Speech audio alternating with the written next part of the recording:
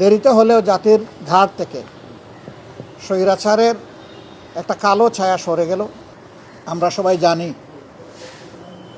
আজকে বাংলাদেশের সদ্য সাবেক রাষ্ট্রপতি তিনি তার দায়িত্ব থেকে পদত্যাগ করেছেন। 23 সালের এপ্রিল মাসে তৎকালীন ফ্যাসিস্ট হাসিনা সরকার তাকে রাষ্ট্রপতি হিসেবে নিয়োগ দিয়েছিল। 36 জুলাই বাংলাদেশে যে পরিবর্তন হয়েছিল সেই পরিবর্তনের দাবি ছিল যে এই প্রেসিডেন্ট থাকবেন না, কারণ তিনি প্রেসিডেন্ট থাকা অবস্থায় অনেকগুলো অঘটন ঘটেছে। বিশেষ করে জুলাই রিভলিউশনে এতগুলো মানুষের জীবন গিয়েছে, কিন্তু রাষ্ট্রের সর্বোচ্চ অভিভাবক হিসাবে তিনি কোনো দায়িত্ব পালন করেন নাই। শুধু নীরবতা না, জনগণ মনে করে যে তিনি এই অপকর্মের মদতদাতাও ছিলেন। এই জন্য তখনই একটা দাবি উঠেছিল যে তাকে দায়িত্ব থেকে সরে যেতে হবে। এমনকি যুবকদের একটা অংশ তখন বঙ্গভবনের সামনে গিয়ে এই দাবি উত্থাপন করেছিল। যদিও ওই অংশের এই পদক্ষেপের সাথে আমরা সরাসরি ছিলাম না।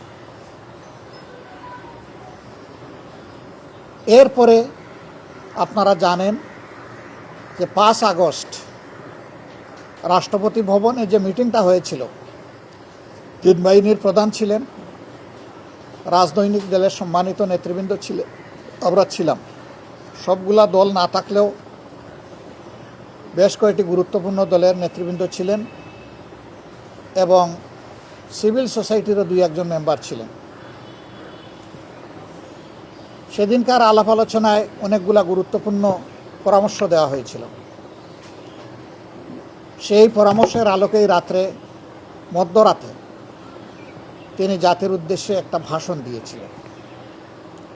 এই ভাষণে স্পষ্টতই বলেছিলেন শেখ হাসিনা তার কাছে পদত্যাগপত্র জমা দিয়েছেন এবং তিনি তা গ্রহণ করেছেন, মঞ্জুর করেছেন। কিন্তু আমরা অবাক হলাম। পরবর্তী বছর অর্থাৎ 25 সালের প্রথম ভাগে একটি জাতীয় দৈনিকের একজন সম্পাদকের সাথে তিনি কথা বলতে গিয়ে, সাক্ষাৎকার দিতে গিয়ে তিনি পুরো বিষয়টাকে অস্বীকার করলেন। পুরো উল্টা একটা ন্যারেটিভ তিনি নিয়ে আসলেন। তিনি বললেন যে তিনি কোনো পদত্যাগপত্র দেখেনি নাই।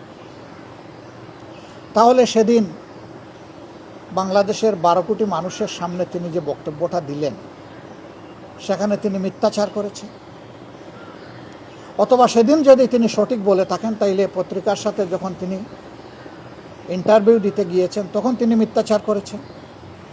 পরস্পর বিরোধী, সম্পূর্ণ পরস্পর বিরোধী দুইটা জিনিস তো সঠিক হতে পারে না। আমি সেই দিনই আমার প্রতিক্রিয়া ব্যক্ত করে বলেছিলাম যে দুইটার যে কোনো একটা মিথ্যা হবে। যদি একটাও মিথ্যা হয়, যে কোনো একটা, তাহলে প্রেসিডেন্ট তার শপথ ভঙ্গ করেছেন। রাষ্ট্রের সর্বোচ্চ মর্যাদার এই পজিশনে থেকে তিনি মিথ্যাচার করতে পারেন না। আমি বলেছিলাম যে তিনি এখন আর এই পদে থাকার নৈতিক অধিকার হারিয়েছেন। আমি বলেছিলাম তার জন্য উত্তম হবে নিজ থেকে সরে যাওয়া। তিনি যাননি, বর্তমান সরকারও তাকে সরায়নি, বরঞ্চ যে মানুষটা স্বৈরাচারের দূষর ছিলেন তাকে সরকার রেখে দিল এবং জোর করে তাকে দিয়েই জাতীয় সংসদের প্রথম অধিবেশনের উদ্বোধনী দিনে আমাদেরকে ভাষণ শোনানোর কসরত করা হলো। আমরা বিরোধী দল তার প্রতিবাদ করলাম। আমরা বললাম যে এমন কাউকে সংসদে ভাষণ দেওয়া ব্যবস্থা করা উচিত হবে না যিনি স্বৈরাচারের দূষর ছিলেন, যিনি গণহত্যার সাক্ষী নন, সহযোগী ছিলেন। কিন্তু সরকারি দল তাই করল। আমরা সংসদ থেকে ওয়াকআউট করলাম। আমরা ওয়াকআউট করে বের হয়ে আসলাম। তারা শুনলেন। তারপরে এই সংসদে আমরা অবাক হয়ে দেখলাম যে 300 সদস্যের মধ্যে অবশ্য 300 তখন ছিলেন না, 298 ছিলেন। 298-এর মধ্যে 5 জন মানুষও প্রেসিডেন্টকে ধন্যবাদ জানাননি তাদের বক্তব্যে, কারণ তিনি সেই ধন্যবাদ পাওয়ার উপযুক্ত না। সরকারি দল সন্তোষ প্রকাশ করল যে হাসিনার নিয়োগ দেওয়া প্রেসিডেন্টের মুখ দিয়ে আমরা হাসিনাকে ফ্যাসিস্ট বলাতে পেরেছি, এটাই আমাদের বিজয়। জনগণ এটা পছন্দ করেন। শেষ পর্যন্ত আজকে তিনি পদত্যাগ করলেন। ইতিমধ্যে জাতীয় সংসদের 2টি সেশন শেষ হলো, উদ্বোধনী সেশন এবং বাজেট সেশন। আগামী 20 সেপ্টেম্বর আবার আমরা আশা করছি জাতীয় সংসদের অধিবেশন শুরু হবে ইনশাআল্লাহ, 3য় অধিবেশন। দেরিতে হলেও জাতির ঘাড় থেকে স্বৈরাচারের একটা কালো ছায়া সরে গেল। এই জন্য আমরা আল্লাহ তাআলার শুকরিয়া আদায় করি।